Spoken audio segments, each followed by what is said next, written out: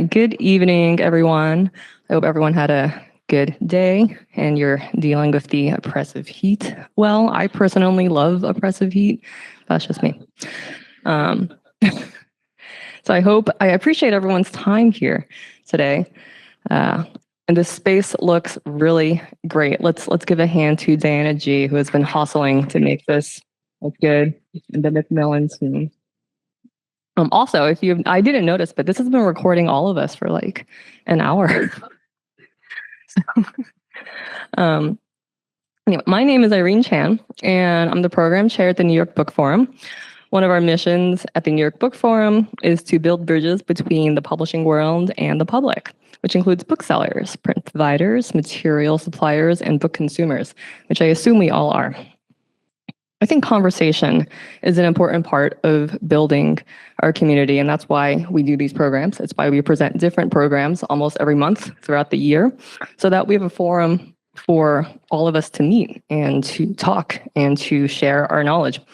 Publishing is a huge industry, and I think we all create this community by participating and by making space for everyone. So thank you all for being here. Tonight, our program is about artificial intelligence.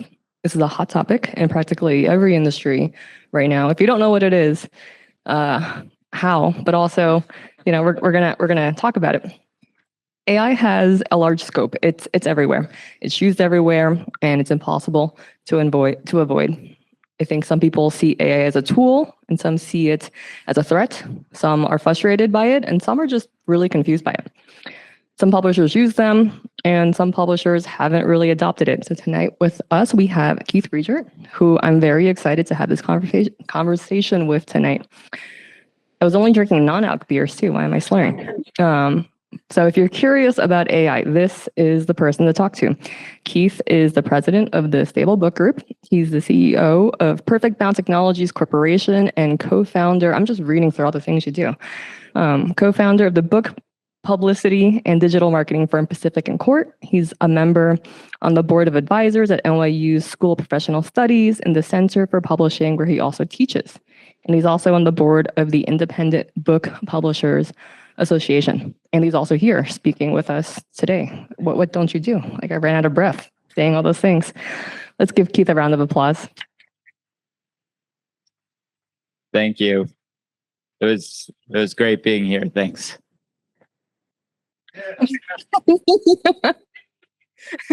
I'm done. Come for the introduction. That's it. Yeah, and yet I made you wait an hour for it too. So tell us about the Skybox Book Group and the entities that make up that group. Sure. So a little bit of background on me. I am a second generation publisher. My parents founded Ulysses Press in 1983. It was a travel book publishing company. And in the early 2000s, the internet came along and absolutely kneecapped travel publishing. Only a handful of travel publishers survived, and my parents made the decision to pivot. They started to publish into other areas. And then as a big Oakland A's fan and as a kid who grew up in the Bay Area, with my dad being a big A's fan, he got really into Moneyball when he first read it and decided to create a Moneyball version of independent publishing. He is a brilliant man and has absolutely no statistical skills whatsoever. But he saw the opportunity in the early 2000s when BookScan came out, and we became one of the earliest data-driven publishers in the country. I came into the business in 2008. I started at the bottom as an acquisitions editor, absolutely fell in love with this idea that data could inform our decision-making, that we could find audiences that were being underrepresented and underpublished too, and we could bring the titles that they wanted to them. I ended up going on to get my MBA in statistics so that I could actually understand what the hell we were doing with data-driven publishing, and eventually took over Ulysses Press when my parents retired in 2018.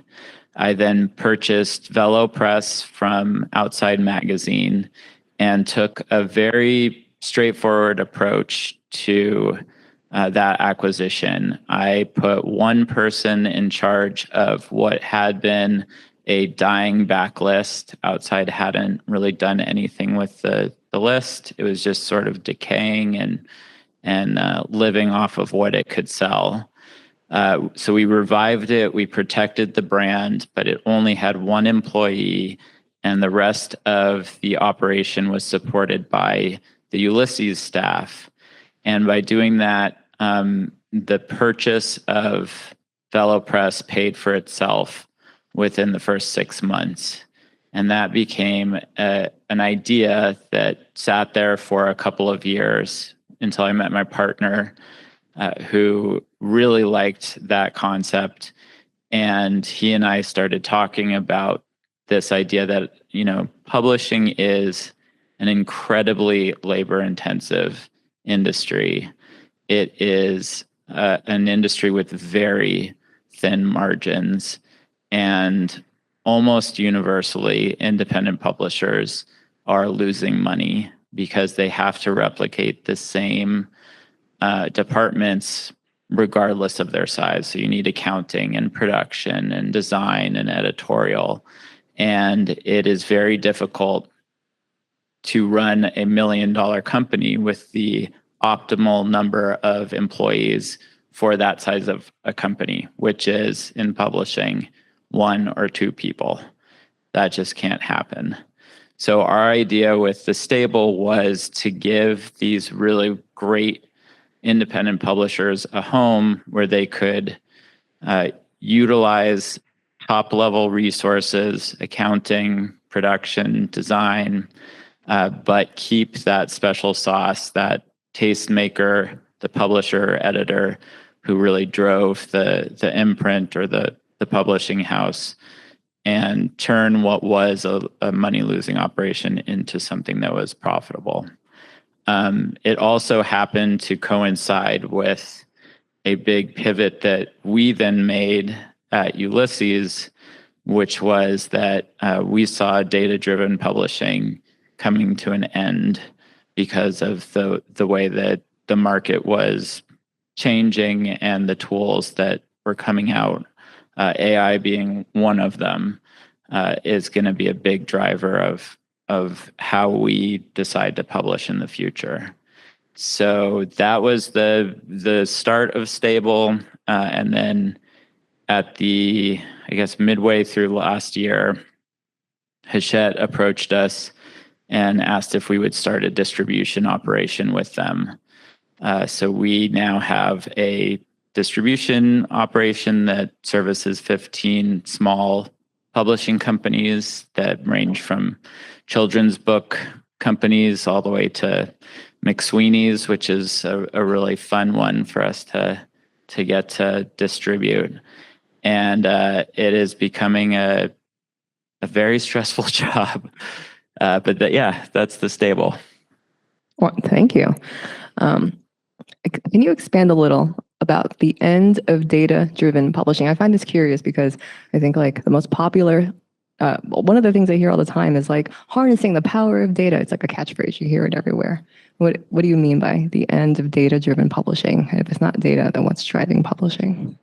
Yes. I mean, going back to the Moneyball thing, what I've always said is if everybody is playing Moneyball, nobody is playing Moneyball. And the Oakland A's have still not won the World Series. The issue with data-driven publishing is that it only works as long as there is an arbitrage opportunity. And for us, that arbitrage opportunity was we knew how to hack into BookScan when it was the old BookScan and harvest millions of observations each week using Python. And we would build these huge longitudinal databases that would inform decisions. We then layered on additional data sets that became very rich. What is happening now is that a lot of the data that was semi-private to us is now very public, and everybody is operating off of the same signals. And as soon as you start doing that, the value and the quality of that data deteriorates completely. And one of the things that happened the other day was I got a report from one of our old distributors just sort of outlining, what are the trends that people are looking for in the market to buy into stores. And, everybody wants comps within the last 2 years. And it was that thing that just stuck in my craw, because that just drives us into a completely homogeneous market where we're just publishing the same things that worked within the last 2 years. And it's a very dangerous place to be. And if we are in a world where everybody is optimizing for the best results using data, or this is happening with social media at the same time, it's happening on Amazon with keywords. It is happening in movies where The Devil Wears Prada 2 is coming out because it's a safe bet. In that environment, acting irrationally and not going with the data actually becomes the competitive advantage. That's a wonderful point. Everyone's harnessing the same data. And so you're not harnessing the power for yourself. It's the same power that everyone has. Homogenizing the market. What do you think is, as I understand it, you speak to a lot of publishers. Oh my gosh, I have no idea what I'm saying anymore. Thank you. All right, thing is over. I don't know what okay. As I understand it, you speak to a lot of publishers about AI. What do you think is the pulse of AI? How do you think publishers are feeling about it? Well, I'd like to know how you guys are feeling. We can do a poll. How many of you guys are using AI daily? It's about right. How many of you guys like AI? How many of you guys hate AI? One. I'm there too. I will be honest, I deeply, deeply despise AI. I talk about it all the time. I use it every single day. I think it is the worst thing that could possibly happen to our society and to this planet.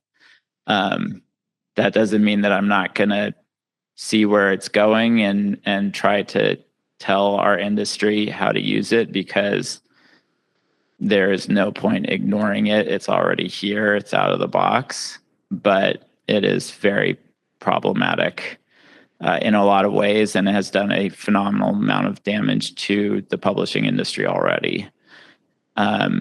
So what I've seen from the publishing industry is a lot of resistance. In my NYU classes, almost none of the students are using AI. They refuse to use it. I asked the Summer Publishing Institute group at NYU how many of them were using it, and about a third of their hands went up. And I asked how many refused to use it, and the other 2/3 of their hands went up. And in my mind, even though I hate this, the only thing that I could think of looking at them was, you're unemployable. And the reason that I think that, and I truly do believe that, is that there are people who are actively becoming incredibly good at using these tools, and the productivity unlock and the amount of time saving that you can get just using the skill set that we are the best at in the world as English literature majors, communication and written communication specifically, is unparalleled. And you have to be willing, if you want to be in this workforce in 3 years, to get very good at these tools very quickly. And I can talk more about the specifics of what we're seeing I don't within even have our to organization. ask questions. No. I have all these, but like you just rolled into the next one. What do you think? What do you think publishers? What's creating this resistance in publishers? What are the barriers that's creating this resistance? I mean, part of it is the trauma. Like, all of our books got stolen, and there's going to be no recourse. I do not believe that copyright is going to survive the next 5 years.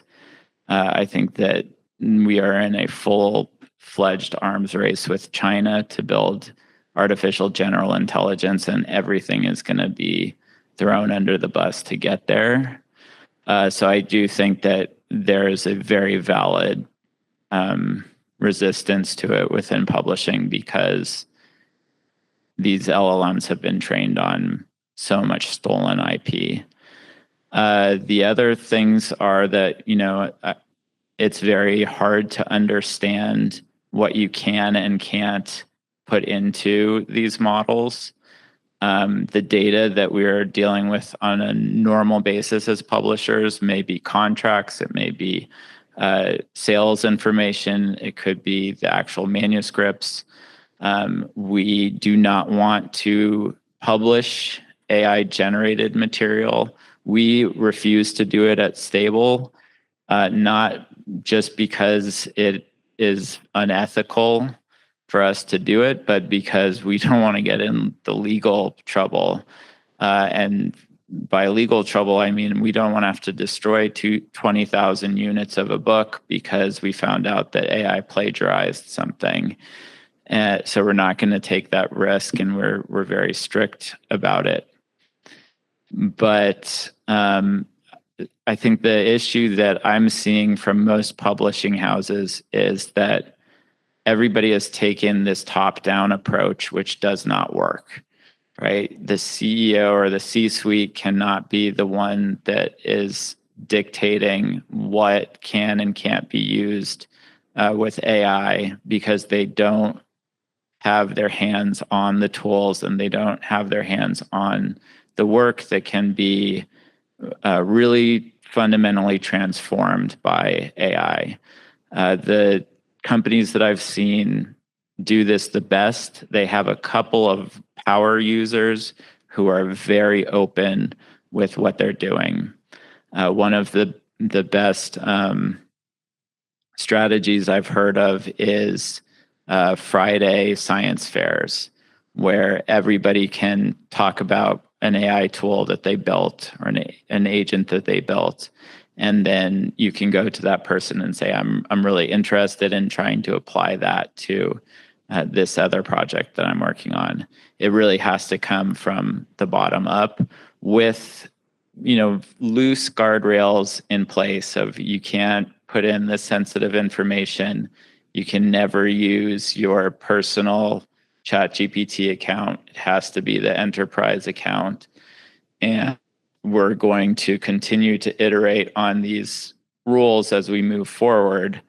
You can't just set the guidelines and say these are the guidelines forever, because it's changing too quickly.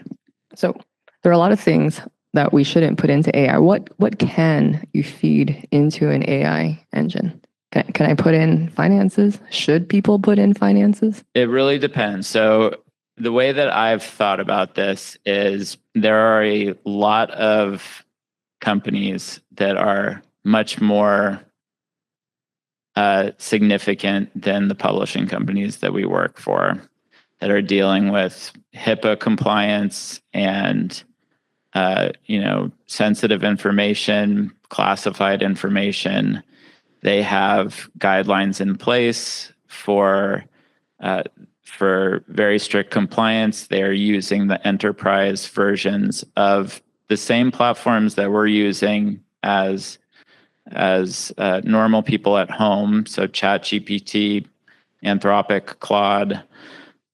They are just using the versions where training is turned off and there are strict guardrails set up.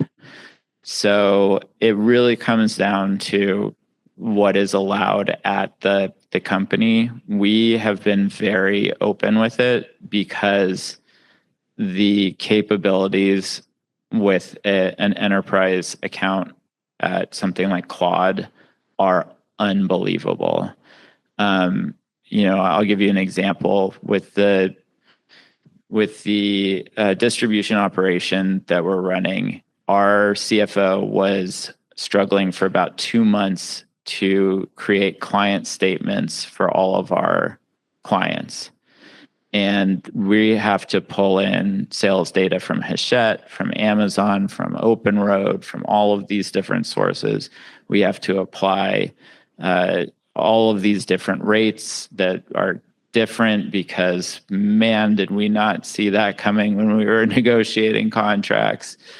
And it was going to be the end of his job, basically. And I sat down for 2 hours in a hotel lobby in St. Louis, and I had Claude build an agent that would do the entire thing for us in 30 seconds. And to me, that is what this should be used for. Like, it shouldn't be writing our books. It shouldn't be making our music. It should be making client statements, because that is the redundant type of task that if we can automate, then we can start to apply that saved time towards really beneficial things and more creative pursuits in this industry. Yeah, I mean, you mentioned publishing is labor intensive, and it is labor intensive. It's the end of my company's fiscal this month, and I spent 17 hours doing invoices this week. That was a lot of my week. I know, it's terrible. And Diana is just appalled. 15 hours. Wait, that's why I asked, can you put financials into it? So I think a lot of people feel if you put an invoice into it, well, then it feeds out into the world, but not if you're using an enterprise version. Yeah. So even for a small company, if you have a Teams account, training is automatically turned off. If you are an individual user and you have your own pro account, so this is a $20 account on ChatGPT or Claude, you can go in and turn off training. They don't make it easy, but you can turn it off. When it comes to a large company like Scholastic or Macmillan, like, you really do want to be on an enterprise account, and you want some of those safeguards in place. With Claude especially, you want to be accessing data within your desktop, so like the root directory, that the AI is going to basically touch those files, but it is not ingesting the files into the cloud or into its own database. It is just working on it in the local environment. And so all of that can be done. You can work within APIs. It's just about getting that set up. But I think that the more you and your company are flexible in trying out these tools and sort of pushing the envelope with the sensitivity of the documents that you're willing to put in there, the more powerful it becomes really quickly. So yeah, with invoices, I mean, that's a perfect use case. Yeah, I mean, today's Wednesday. I've spent 17 hours on it. The week isn't even over yet. I'm probably going to do 17 more hours tomorrow and then the next day. That's actually the most popular ad I hear when I'm going into the office. The popular ad is like, accounting closed everything before Friday. How? AI. Yeah. That's the ad. So a lot of publishers, I think, are hesitant about, I mean, obviously they are. What helps them get through the hesitancy? Do you just have to show them? Is it like you just have to sit down for 2 hours and show them, hey, I could do 200 client statements. AI can do this in 30 seconds. Is that what it takes to get through the hesitancy? I mean, the approach that I've taken from the very beginning for the last 3 years now is to show it in action to people. So this is what we're doing at Ulysses or at the stable. Here is our, GPT that writes our press releases for us. This is the custom GPT that we built by training AI on 5 years of our sales conference scripts and the corresponding tip sheets to give it that knowledge base. So now that any junior editor can go in and upload a tip sheet and get the first draft of their sales conference script. And these are the amounts of time that used to take and that takes now.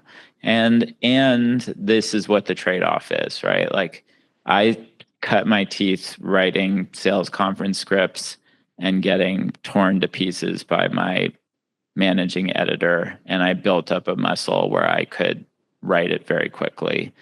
You're not going to be able to do that now with AI. That is pure cognitive surrender. So is it worth it for us as an organization to save, several hours a quarter to allow our editors to skip that process? That's the question.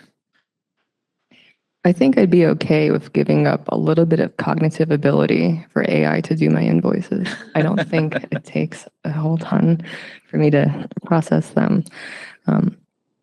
Tell us about how AI has changed the publishing market in terms of volume and book sales.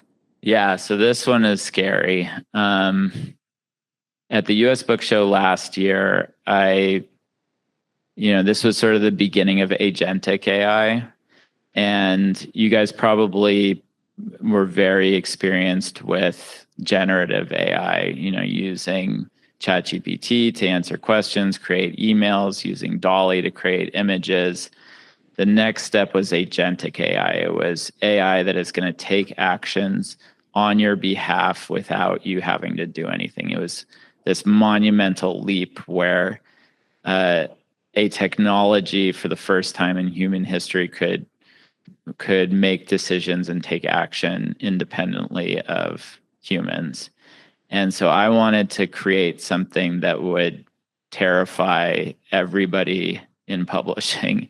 So I created an AI agent workforce that consisted of 5 different agents. The first agent would take a book topic that you gave it, and it would do the deep research. It would come up with an outline, pass it to another agent that was specifically designed to write the chapters.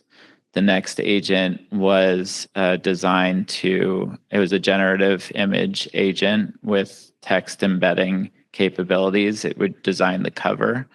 The next agent was a Python-based coding agent that would format the book in a KDP-ready PDF. And then the last agent would write the marketing copy. And in 5 minutes, I went from typing in, write a beginner's guide to surfing, to publishing it on KDP. I bought 1 copy and then I killed the book off. I just wanted to prove the concept that this was what was coming. And Publishers Weekly, about a month ago, posted that between 2024 and 2025, the number of books that came to market increased by 1 million year over year. So it went from, I think, 3 to 4 million or 4 to 5 million. And it was an increase that has never happened like that before. And if you looked at the big five companies and independent publishing, there was no change year over year. It was completely flat. It was all in self-publishing and specifically within what we're all calling AI slop. And it is the new type of arbitrage opportunity, right? Like, it doesn't cost you anything to publish onto KDP. So why not just throw up everything that you possibly can using your 3 uploads a day to see what works and try to game the system and make some money? And what we're finding is in a lot of nonfiction categories, it's working. There are books that have fake authors that are completely AI generated that are selling hundreds of copies a week, and the consumer doesn't seem to care that much. And that is a really bad sign to me, but it is also a sign that the role of the gatekeeper is very much back. You know, the role of a good editor, a good publisher, and a good bookstore is going to play a much bigger role. James Daunt did just say that he will happily stock AI written books as long as they sell. We'll see how long that one lasts, but that wasn't the best sign. I'm going to call it AI vomit. It's just it's a market full of AI vomit, and you're swimming through the vomit and interpreting what you're saying. Publishers become like the dam to stop the vomit. Okay, this is disgusting. I'm going to stop saying this.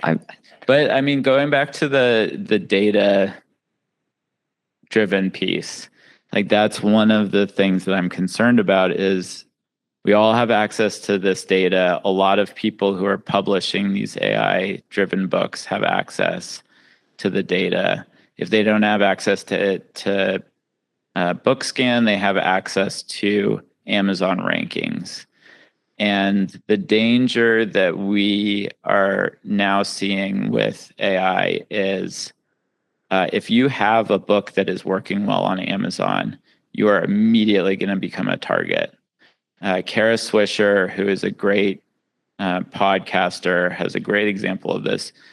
Before her biography ever came out, there were already 5 AI slop copycats on the market that she then had to go to Amazon and try to, get them to take down. It was playing whack-a-mole with no human on the other side. So we are moving into this world where, like, Amazon is now a big liability when it comes to creating a great book and having a moat around it and not having it immediately ripped off. And other sales channels are going to become much more important going forward. What do you think an organization risks by not adopting AI 5 years down the line? What's a company that hasn't adopted AI? What are they losing? I don't think they exist, which is really sad to me. I think that I don't think that we're going to have publishing companies that have nobody working for them and AI is writing all the books. Like, that is so unappealing. I downloaded a audiobook that was AI narrated, and I listened to about 4 seconds of it and turned it off because it didn't sound right, and that's not what I'm there for. But what I do think is that a lot of the back end stuff, a lot of the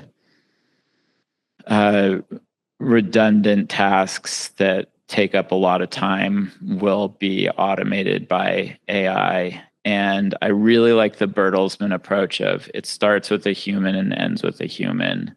I think that is the way that most of this is going to go. And in the best case scenario, I think that it could make the industry better in that it could open up new markets. It could potentially do a lot when it comes to inventory management and understanding demand and possibly dealing with heavy returns. And, my ultimate hope is that we can see substantial wage increases in this industry, because my God, is it hard to live in New York on a publishing salary.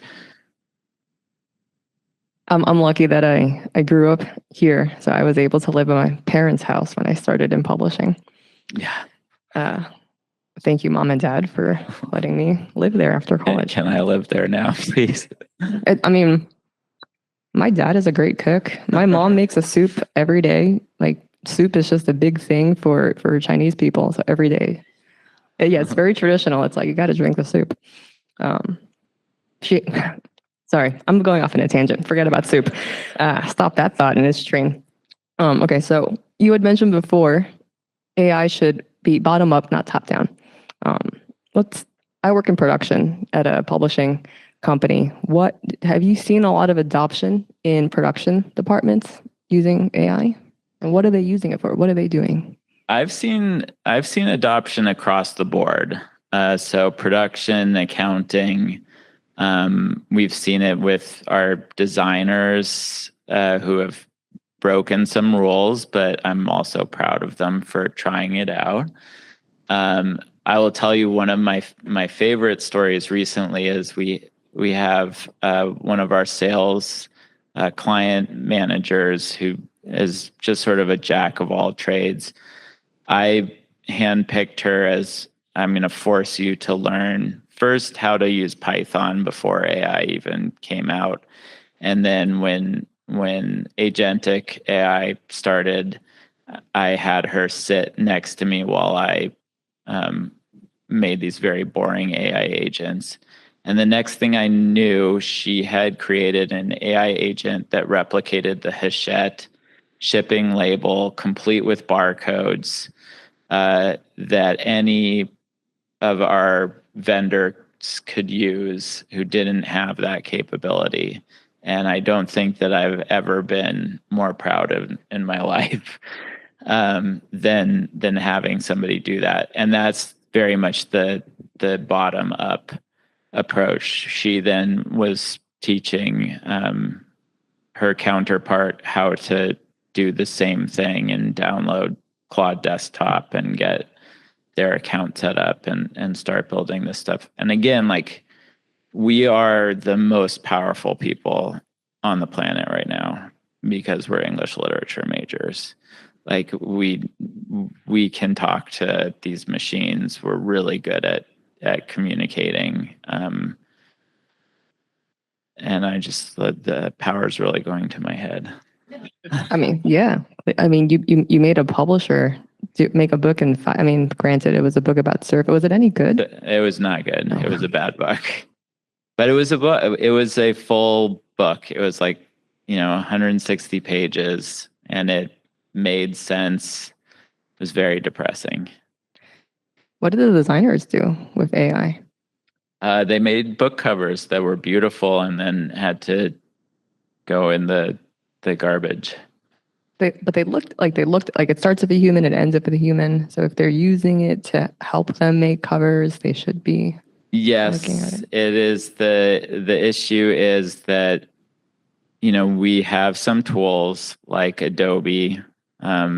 So with Firefly on Adobe, it is trained on Adobe's library of licensed images, supposedly. So we are comfortable in using Adobe for slight modifications to images that are going to be published and put out into the market.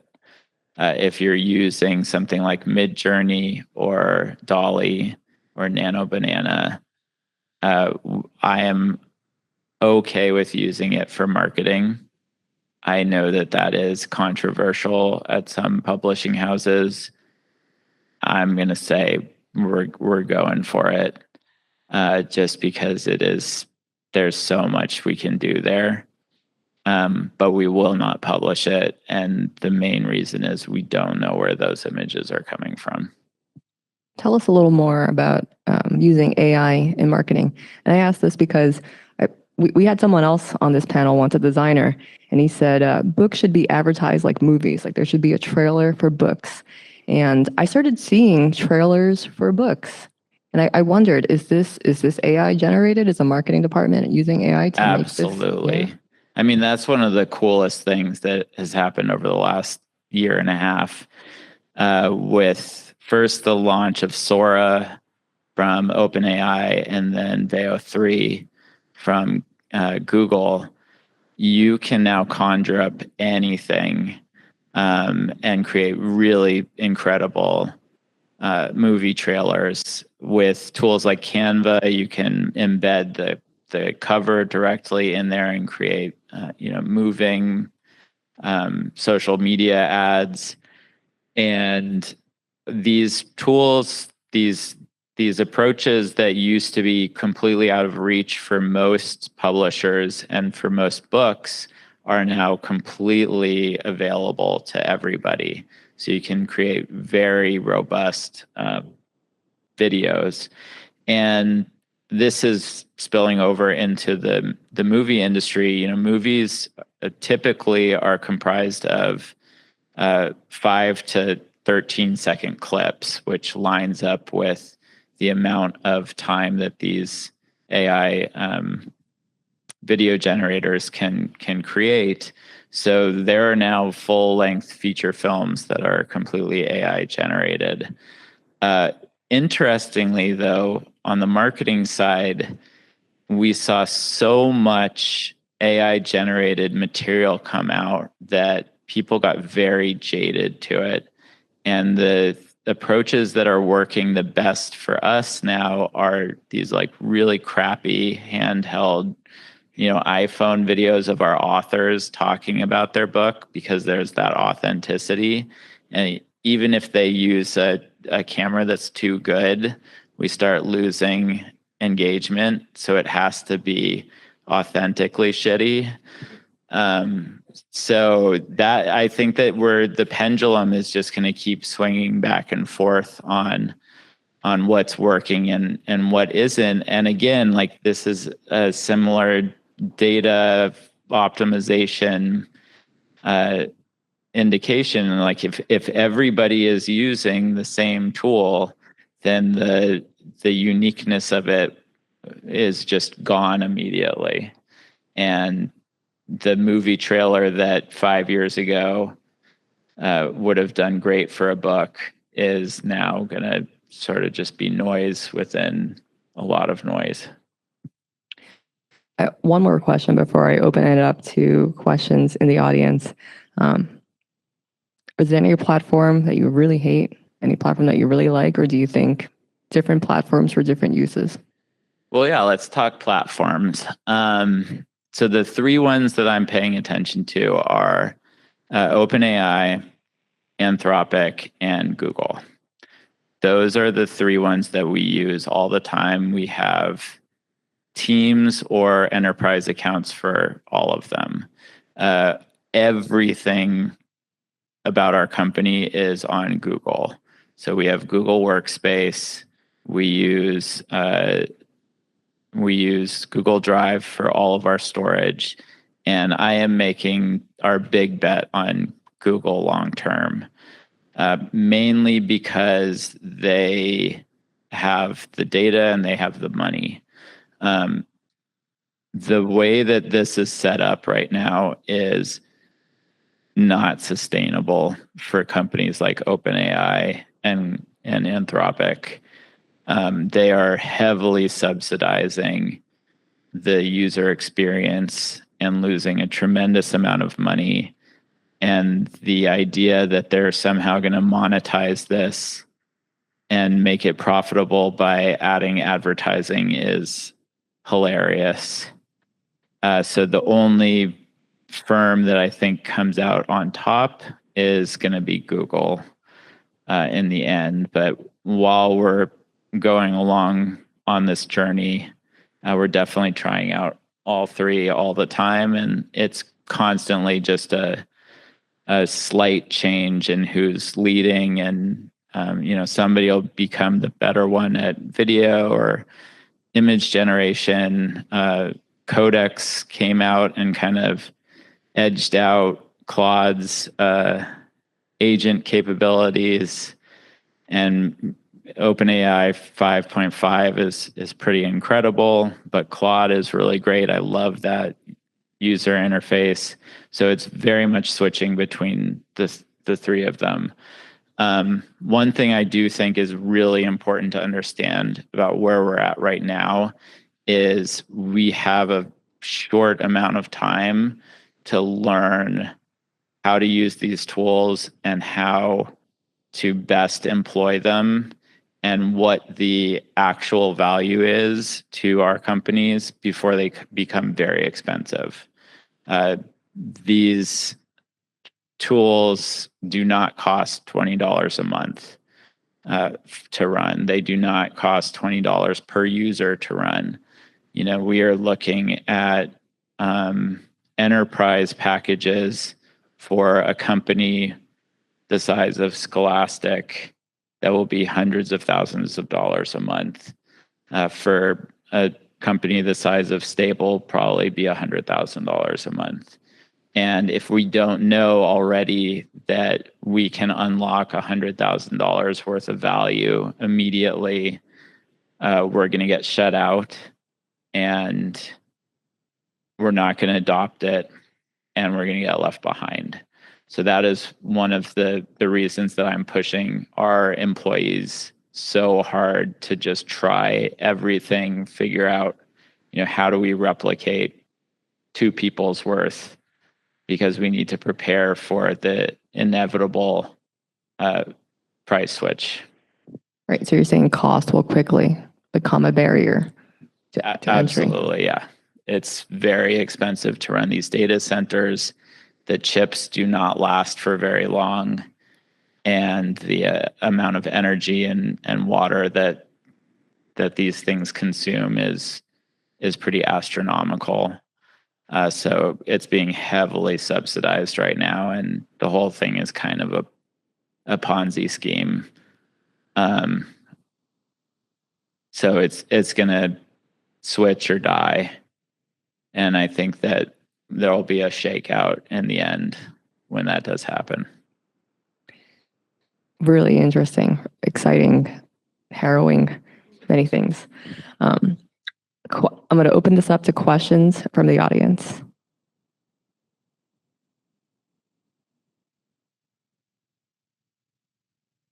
Earlier, you were talking about how people are using Amazon keywords basically to target a market for their books, and you mentioned they were using Facebook signals as well. What signals are those on Facebook? That's my first question. I have 2, if that's all right. Facebook signal, like Facebook advertising? Yeah, are people using Facebook advertising to sell publishing, and how are they doing that? Yeah, definitely. So a lot of things have changed recently with a number of e-commerce vendors. So in May of 2025, Amazon moved from their A9 search algorithm to A10. A10 is AI based, and one of the key weights is third-party traffic coming into Amazon. So that is a lot of Facebook traffic, TikTok traffic from your website. So the goal for a lot of publishers should be, how do you create audiences on Facebook using Facebook's AI-powered algorithms to minimize your cost per click to send people through to Amazon. Okay. And I mean, the way that the economics work out for marketing on for publishers is pretty brutal. Like, you basically have 50 cents to sell a book before you start losing money. So you have to get that cost per click down to 5 cents. And that's the goal. And all of that advertising, because of AI, is becoming more expensive. Okay. And one of the biggest challenges right now is, as search switches from the traditional search engine, the three biggest ones being Google, YouTube, and Amazon, to chatbots. It is no longer, you're trying to get on the top page or the top 3 results that dominate most of the clicks. Yeah. You're trying to be like the one answer. Yeah. And the option that is coming next is you can pay to be that one answer, but it's going to be expensive, very expensive. Yeah, that's really interesting. And these marketing services between Amazon and all the different social media, is this a service that you offer for the publishers that are part of the Stable group? We do a lot of Amazon advertising consulting, and we have a full campaign running all the time for the whole operation for all of our clients. The Amazon advertising thing is really interesting to me, because if there is this big switch to Rufus, which is their AI powered chatbot, I cannot understand for the life of me how they're going to replicate their $70 billion advertising operation into that. People. Yeah, it just doesn't make sense. But there's a lot about AI that doesn't make sense to me. Sure. And the second question was, when you're talking about AI agents, what do you mean exactly? Is that like a ChatGPT? Great question. Like a custom GPT or something? Great question. So this is important. So if you go onto Claude desktop, there are 3 functions that you can choose from.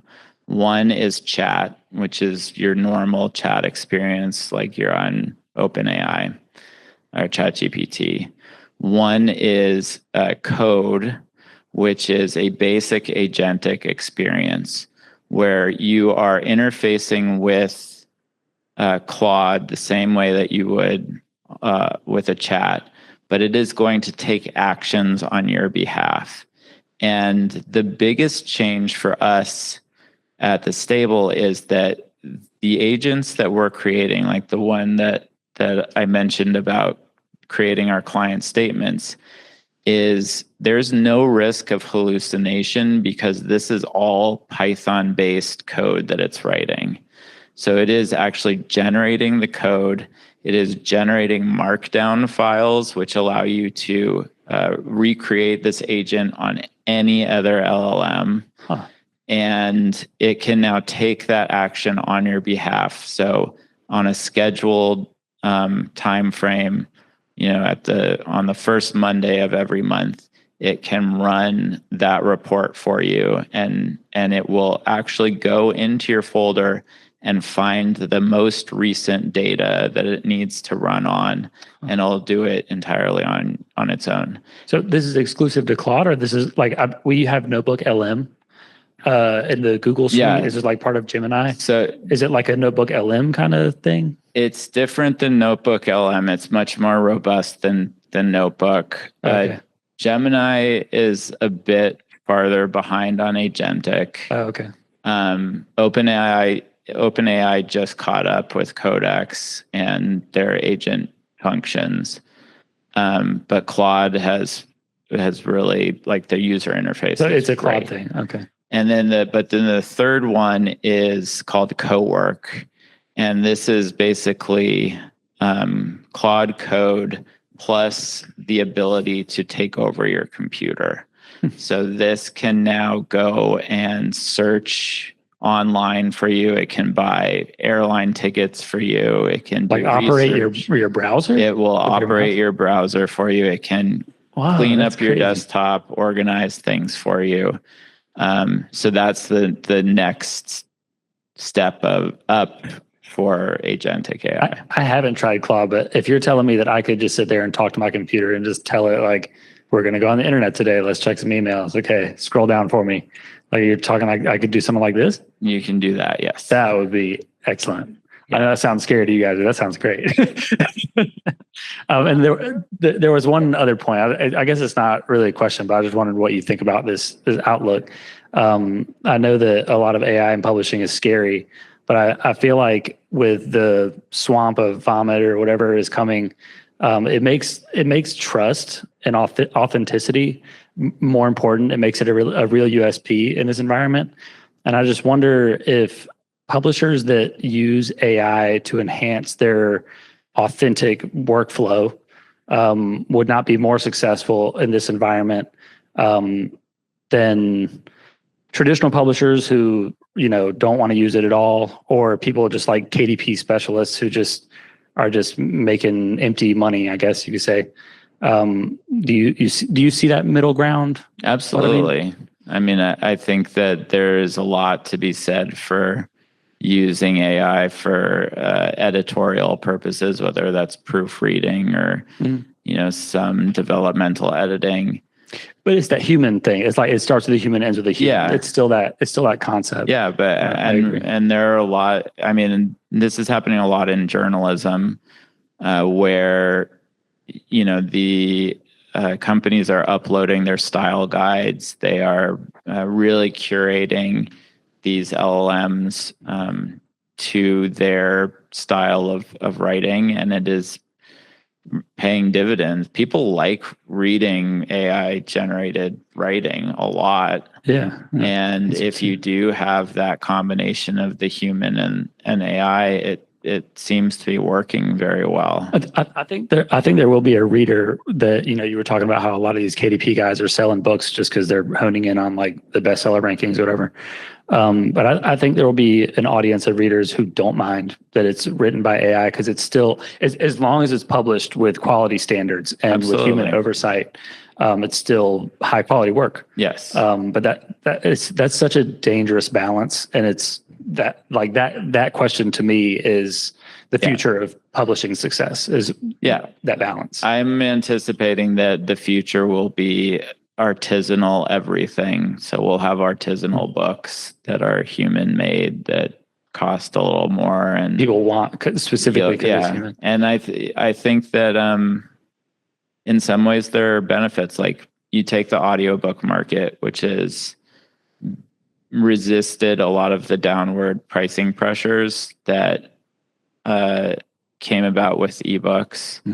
And so you have $40 audiobooks narrated by Liam Neeson or something. Yeah. And that prices a lot of people out of the audio market. So I think that in the future we're going to have, the agentic synthetic narration that costs $4, and then you have the artisanal one that is an actor that sounds great that you can buy as sort of the special edition. A little certification on top. Yeah, like this is human made. Yeah. No, I think that's the world that we're headed into. It's like paper that has like recycled fibers, and you get a certification for that, but we'll get like certifications for this was made by a human. Yeah. The thing, so this I would like to bring up and ask you guys if you have any thoughts here. The thing that's been bugging me about this whole operation is the end goal for OpenAI and Anthropic and Google. The only way that this makes any sense economically is if they are able to capture the $50 trillion market that is the human labor force, right? They're going to automate away every job. That's the only way that they can make back the money that they're investing. The thing that I don't understand, and I've been trying to understand for 3 years, is who the fuck is there to buy any of the products if nobody has... right? Yeah. So that is what is really bugging me. Aside from UBI, which doesn't seem reasonable. Of course. Thanks. Sorry. Hey, so went through a period where foundries and type became a problem legally for all of us. Yeah. Then we went through a period where images became a problem for all of us, and the lawyers, everybody lawyered up and everything got expensive. And you're defensive about your designers using DALL-E because we're going to get nailed for stealing images, right? Is that going to happen with text and content as well? Are the lawyers going to be able to use AI to get smart enough to chase down content and Oh, it's sue the people already who are stealing? happening. 100%. Yeah. Can you tell me about that story? Are we Uh, going to win? Are the lawyers going to win? So there is an entire marketplace now of basically, I call them parasites, and we've been victim to them, of people who are using AI, lawyers who are using AI to find any sort of copyright violation and squeezing the violator just to get a settlement. It is one of the reasons that I think that there is absolutely no way that copyright survives. I just don't think. The biggest target is always going to be the AI companies, because they have stolen everything and trained on everything, and anything that is being produced by the LLMs is going to be a target of these lawyers. So I just don't think that can survive very long. 2 more. Do we have time for 2 more? Yes. Hey, so I don't consider myself an AI skeptic. I try and work with my team to make sure that they are working with the tools. And I find that even when people approach it with a really open mind, we end up in a place where a template can be generated.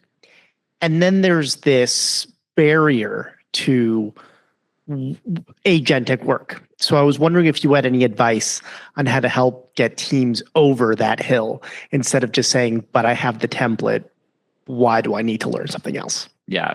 A lot of people get stuck at the generative phase, because it just seems to align a lot more with the way that we think. Like, I think that there's something about agentic AI where you have to have some sort of computer coding experience to really understand how the machine is working and how to talk to it.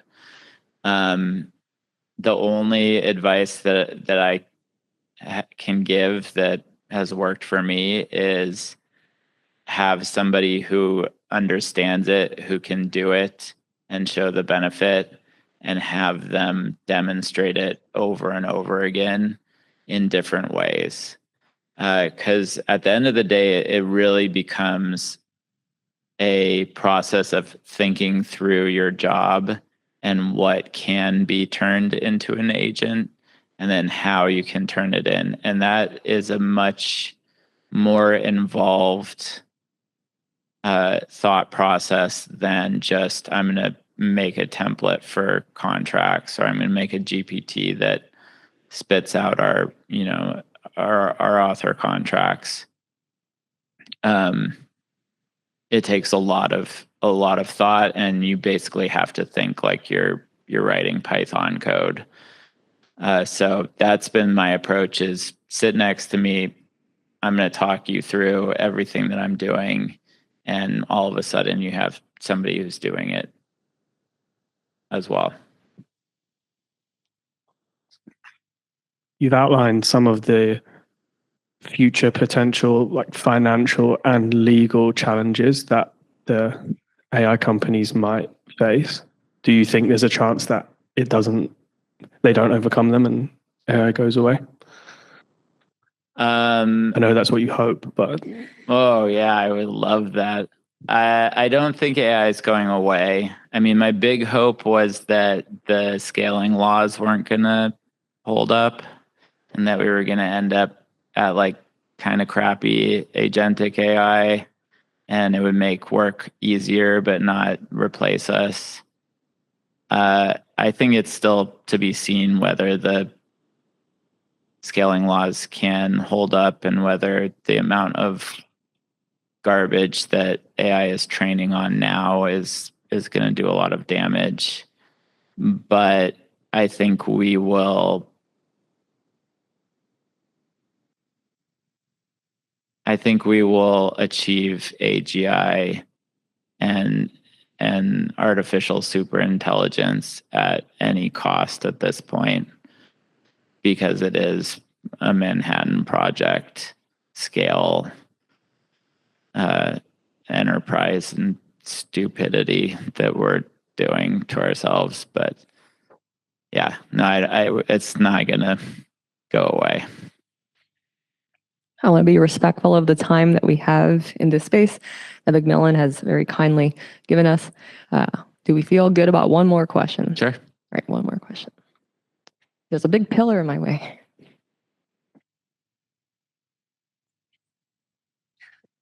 I actually saw you at US Book Show last year, and I actually tell people, oh, Keith Riegert said that AI is not going to take your job. Someone that knows how to use AI is going to take your job. Yes. So I've taken that, and I tell people that all the time. But I actually went through a similar exercise that you did of creating author statements at my last job, which was a small independent publisher. And I was just curious about your approach. Is it to, and this was my approach, was like you kind of like take baby steps to get to your final goal, or do you use the AI and say, this is where I'm starting, this is my final goal, you create the steps? Great question. So my approach has been to do it in little batches and then put it together. And I've been very impressed, though, with the level that AI has gotten to. I very proudly caught Claude making a mistake in its Python code the other day. And I started typing in like, hey. I've had that happen. And it caught it in real time and corrected it while I was typing. And I was like, fuck, this is now like I'm not needed. But the approach, I think that the idea of like overseeing it and being the human behind it is really critical. So taking it in little baby steps and saying, I need you to first, we're going to go through the Amazon accounting, and I want you to go to this file and look up these columns and do this data, and then record this all in the markdown file. We're then going to come back to it, and we're going to add on this next piece, because what I have found, even with the advances with Claude, is it will skip a lot of those steps. Like it will not write the markdown file, and I will have to go back to it and say, did you write the markdown file? And with what is happening now, that the AI companies are intentionally throttling people who are using too many tokens, that becomes ever more important to be really vigilant and take things in bite-sized approaches, or you could just end up with a project that doesn't work. Thank you. All right, thank you. Thank you, everyone. Keith, thank you so much. This has been a fantastic conversation. I really enjoyed having this conversation with you. I think everyone enjoyed hearing you speak about this. Let's give Keith a round of applause. Thank you all. Thank you, everyone, again, for coming tonight. I really love seeing everyone here. I really love talking with everyone, and just, I'm going to get AI to do all my invoices, and I can spend more time doing this. So our next program is our Sunset Social, which is our summer fundraising event on a boat on the Hudson River. That's going to be on June 17th, and come have some drinks while the sun sets. It's a beautiful event. It's nice. Fun people will be there. We can talk to each other. The New York Book Forum is a volunteer-based organization. The money that we fundraise helps us keep doing programs like this, where we can have speakers like Keith, have conversations that hopefully are illuminating to you and interesting. So really, every dollar that we get really does come back to everything that we do, and it helps build our publishing community, which I love. I hope you like it too. So I hope I see you there. Thank you, everyone. Once again, have a wonderful night. And thanks to Macmillan and Diana, who has been cleaning while we speak. I saw you up here because I'm facing that way, but no one else did. Okay. Thank you, Keith.